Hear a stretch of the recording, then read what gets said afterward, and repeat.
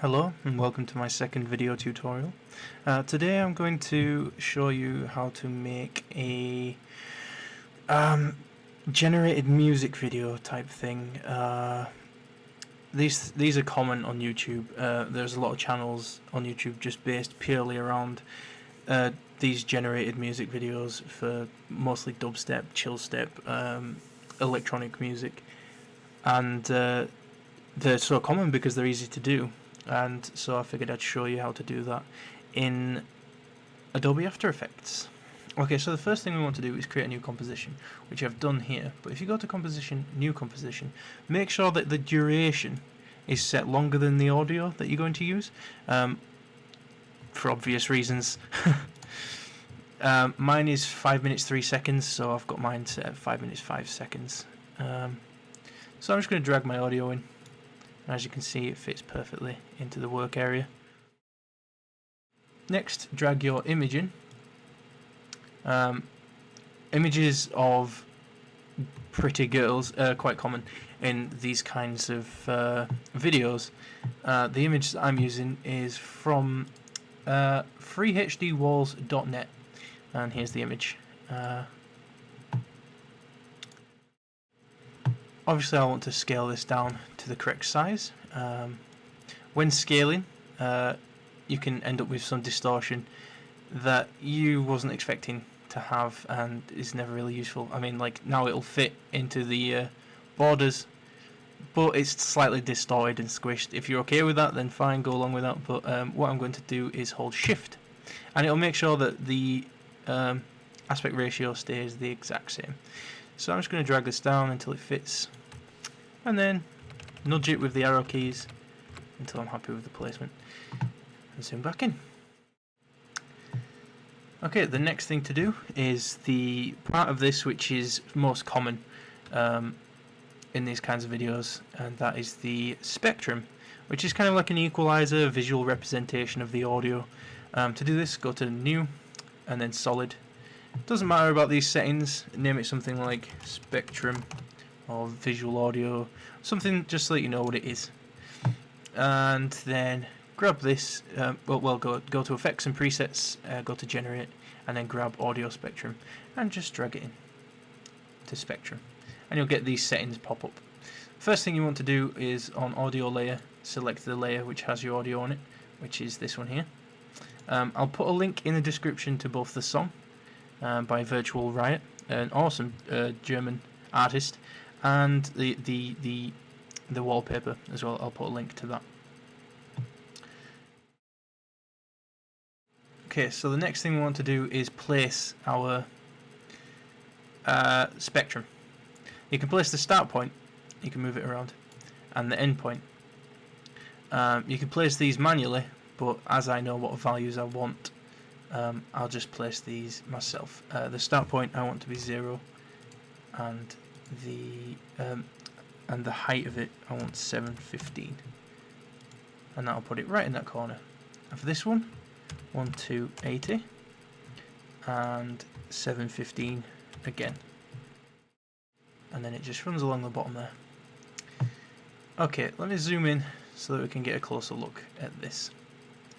Now, as you can see, as the song goes along, this area isn't really being used very much, and that's because the track doesn't really reach the frequency of 2000 as often as it reaches lower frequencies. So we want to focus the spectrum more on those frequencies, just so that it looks better visually. I mean, you can leave it like that if that's how you want things.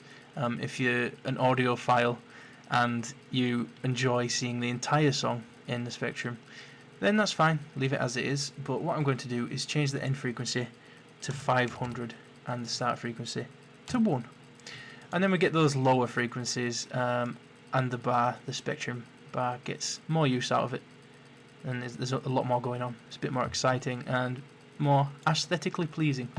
Now what I'm going to do, you can change the frequency bands, which means you'll add more of these bars or less of these bars. I'm just going to leave it at 64, it's a nice rounded number and it looks nice. I'm going to change the maximum height to 1000, just because there's a lot more going on, again, like I said before, and it reaches further into the image. It's quite a nice effect. For the audio duration and the audio offset, leave those as they are. That's perfectly fine. Thickness and softness is all down to what you prefer. Let's zoom in to this area here so we can see better. If we change the thickness up, you're going to start to see that it's a bit blurry. I don't like the blur. You might like the blur, but I'm going to turn the blur off completely, which is the softness bar, 0%. I'm just going to make the thickness a little bit more. Well, no, actually, let's go for about 5 thickness, because the thinner bars, they do actually look quite nice. And now the fun part, where we can change the colour of these bars. I'm going to try and match the colour of the image in the background with these colours inside the bars. So I'm going to go for yellow and green and orange, that kind of area. So for the inside colour, I'm going to go for a very yellowy green. Let's go for a sort of there-ish. I'm quite happy with that. And for the outside colour, let's go for an orangey yellow. Around there-ish. Okay, and I like that. I like how that looks. It looks very nice. I'll just play through, see how it plays. And it's got a nice effect to it, and it matches in with the image quite nicely.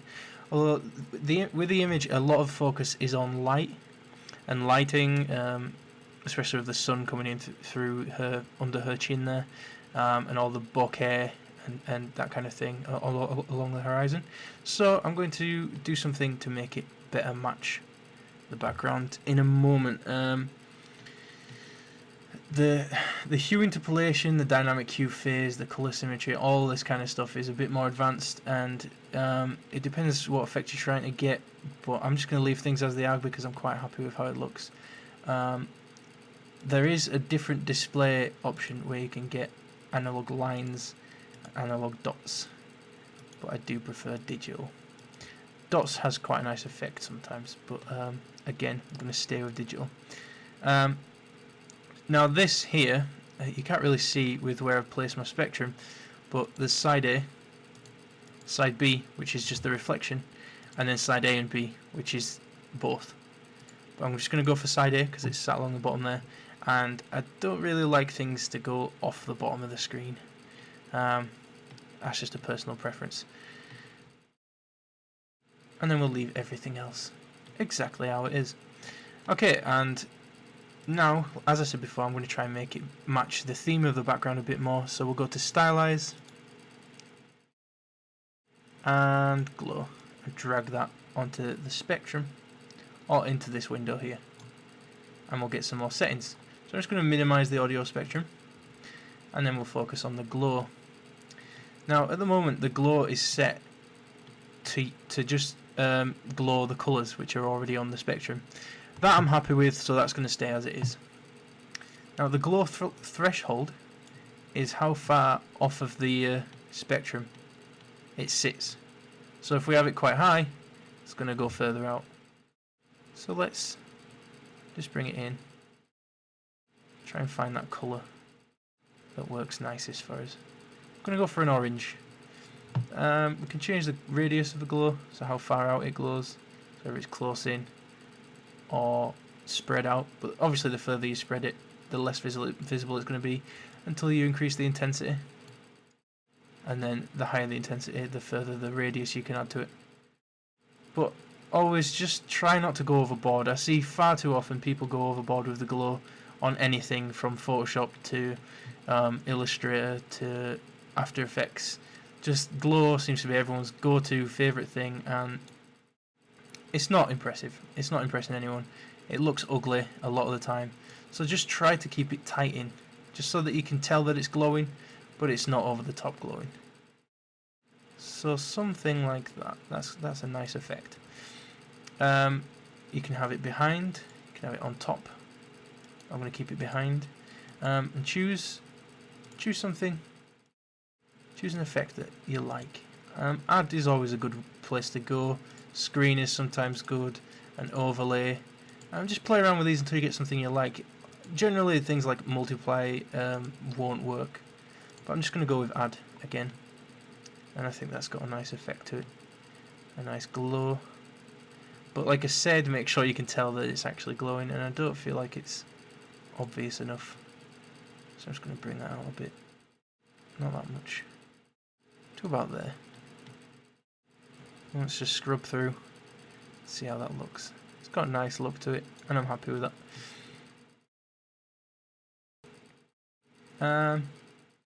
Now the glow colours can be original colours or A and B colours, which means it'll be these, which you set up custom, but I'm just going to stick with the original colours. You can change how the colour loops.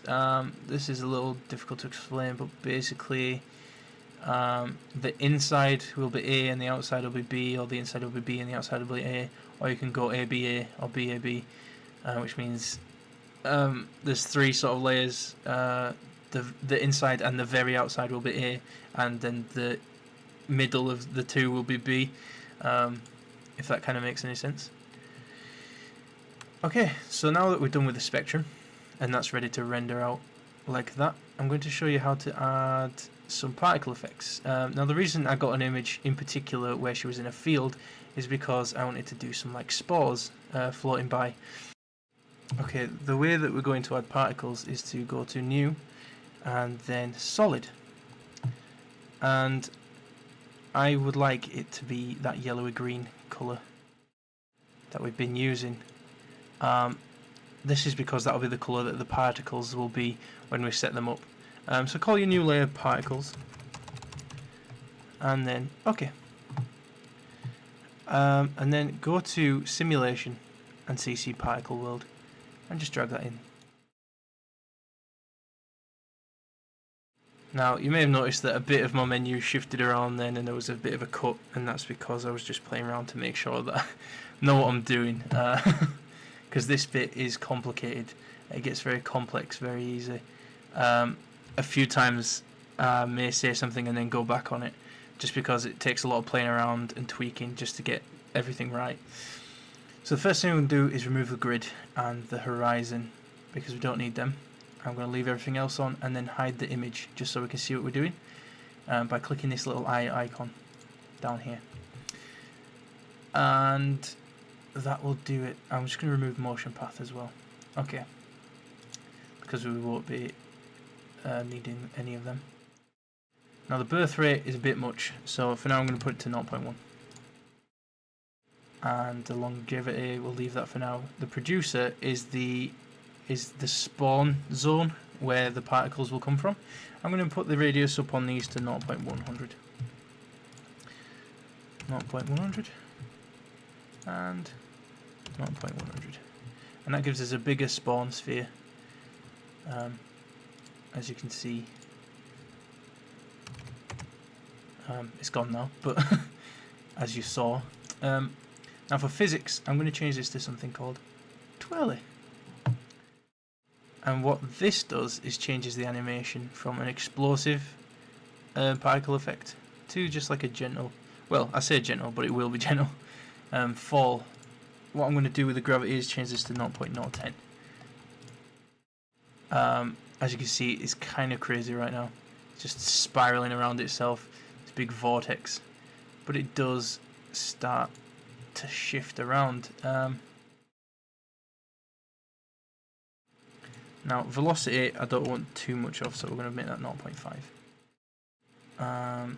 Gravity should possibly be 0.1, which is 0.100, and that gives us more of a fall before they start to die. The extra can be turned down a bit, and it's kind of a nice effect. It's a bit stronger than what I'm going for, so we'll change the velocity. See what I said, how we will be going back on a lot of the things that I've said a few times, and then we'll just see how that looks. That's got a nice effect to it. Still a bit strong, but we'll just play around with things until we get something we're happy with. Maybe if I turn... No, gravity's just doing the opposite there.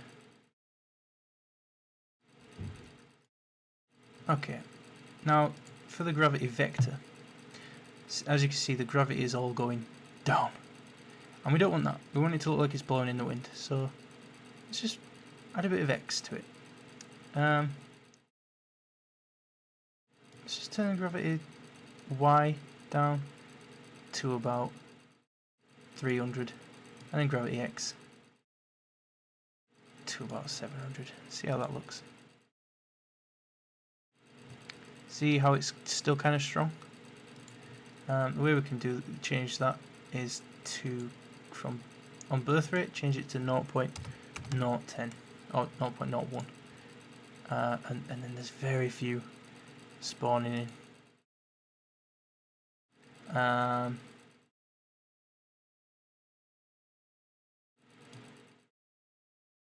Just play around with a few things.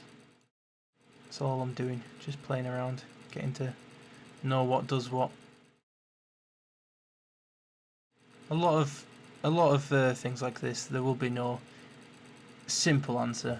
There'll be no, oh, just click this, click that. Everybody's going to want different things. Let's just try twirl for a second. See if that is more something that we would like.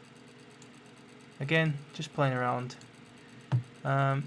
I've used particles before, but they've always been for different things. Oh, see, twirl is a much better option here. So we'll go for twirl instead of twirly. So change that over. See how I mean? Things get different. I'm gonna add a bit of Z gravity, just the tiniest bit of Z gravity, just to give it more dimension. And there you have something definitely happening. So if I bring the image back in, I want them to spawn down here. And then we don't really want the gravity Y. Gravity X, we definitely want them to be moving in this direction. And even gravity Z, just because we want them to come towards us a little bit too. And I'm not sure. No, there we go. It's minus gravity will come towards us, and plus gravity will go away from us. So we want minus gravity so that it brings it towards us. And then I'll just hide the image, and we'll see how that looks. That's great. Now I'm going to increase the longevity, just so that it reaches further, like that. And now you can see it's moving towards us. I'm going to add some extra, just to make them move about a bit as they move. Increase the extra angle.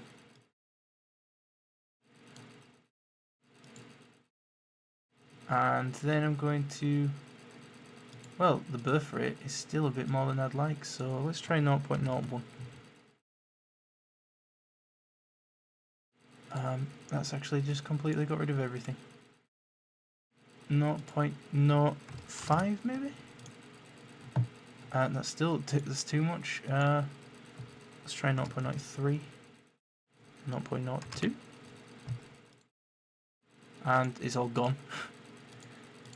0.03 then. Still gone. That's very strange. There's just like a point where you just can't. 0.04. Okay, that spawns some in. Still more than I'd like, but we can make them less obvious, I guess. Okay, so the way to do that is now to change what the particle looks like. Now, the reason that we set up a colour for the layer is because when we choose lens convex, which are little circles, it'll use the colour of the layer. And now they're completely impossible to see. And I wonder if that's because the birth rate threshold is different for these. So if we change it to 0.01 just to see. Okay, so there's definitely a lot more there. So if we change it to 0.01, none at all. That's annoying. 0.05? Okay, there's a few. They're a bit too large for me though, so let's go to 0. The birth size, so that'll be when they start, which will be way off in the distance, so we want that to be quite small, so 0.01.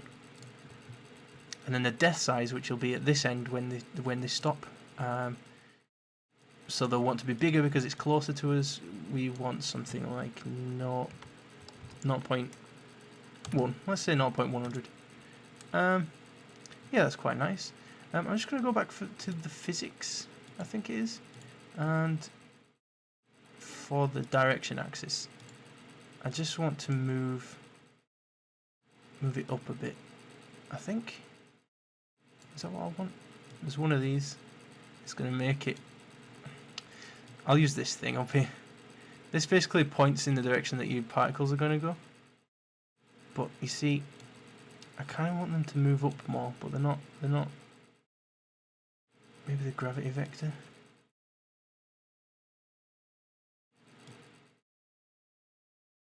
Oh, there we go. That's what we wanted. There.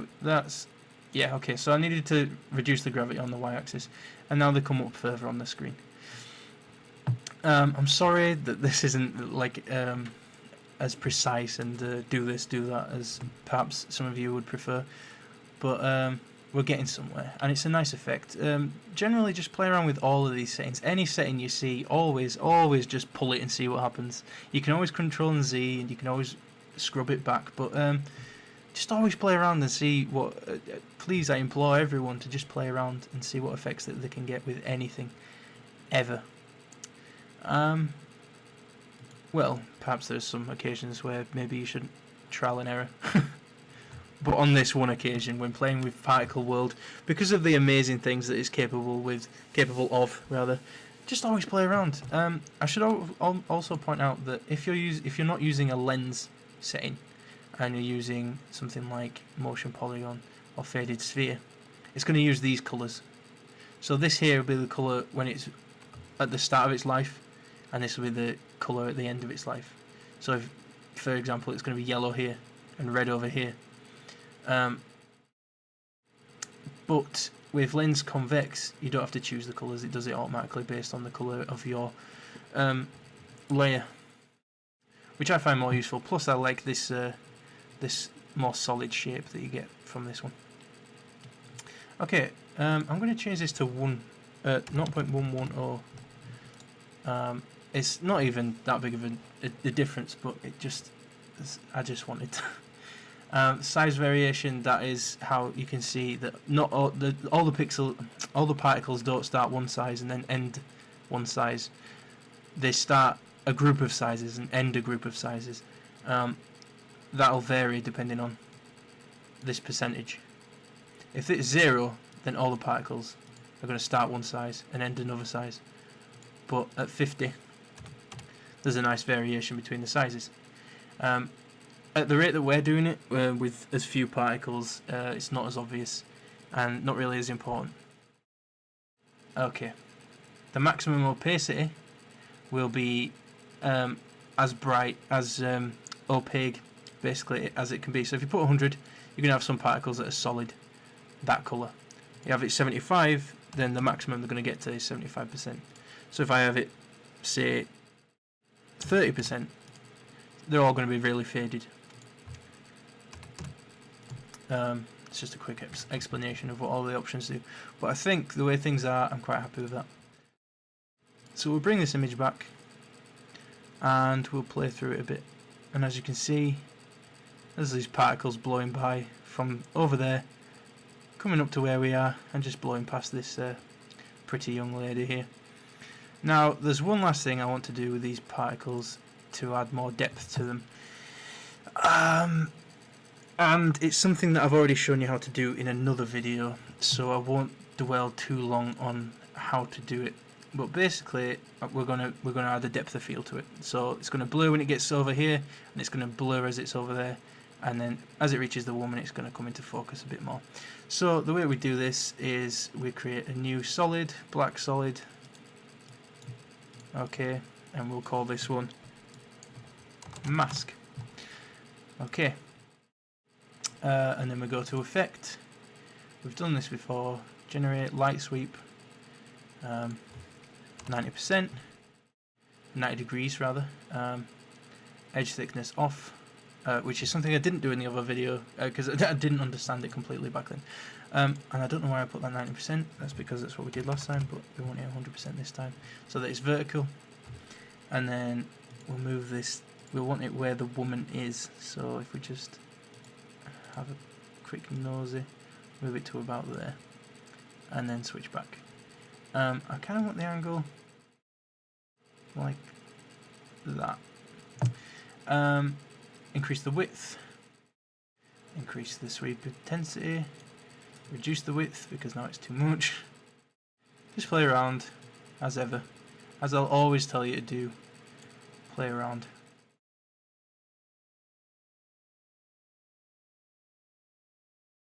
Okay, and I'm happy with that. So now obviously I need to make this a composition as I explained in my other video. Control Shift C, and then move all attributes in the new composition. Okay, and now we move this to the bottom, and on this layer we want to go to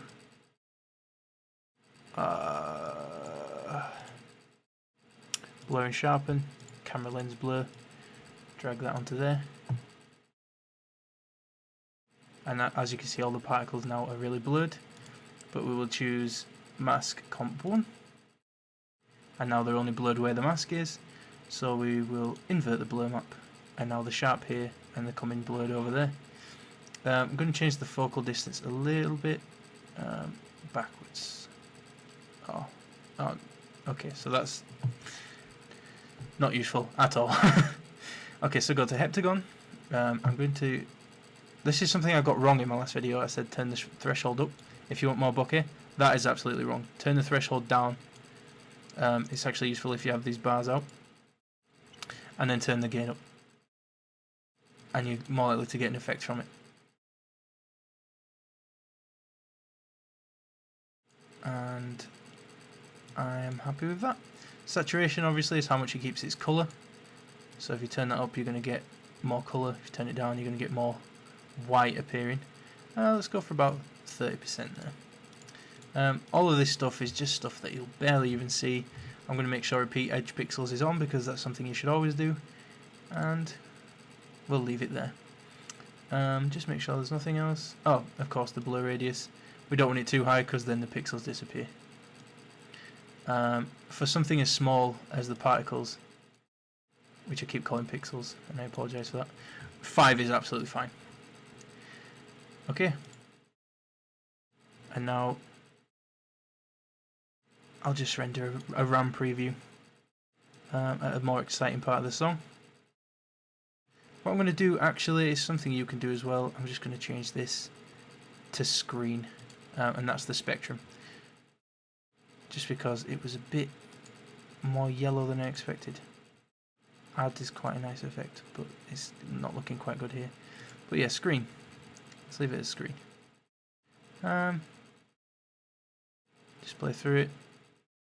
Okay, I'm happy with that. Let's RAM preview.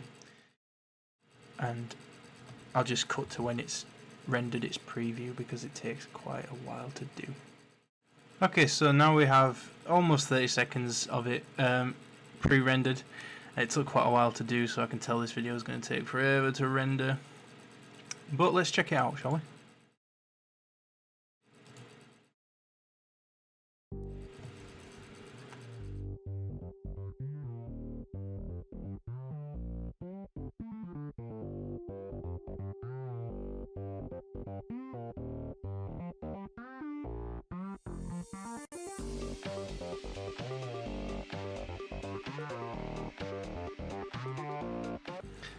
Awesome. I'm very happy with that, in fact. I'm going to upload this when it's rendered separately. I'll put a link to it in the description, and there'll be a link in that one's description. Yeah. So, thank you for watching. I hope this comes in handy, and I hope to see many people uploading videos like this of their favourite songs. If you do want to post a link in the description, well, you can't do that anymore. You haven't been able to do it for a long time, but just comment in the comments that you've done one, and I'll go on your channel and I'll check it out, because I love that kind of stuff. I love helping people learn how to do things, and I'd love to see how you've done. Share it with a friend if you enjoy it and find it helpful, and thank you for watching. I'll see you next time with another tutorial. Goodbye.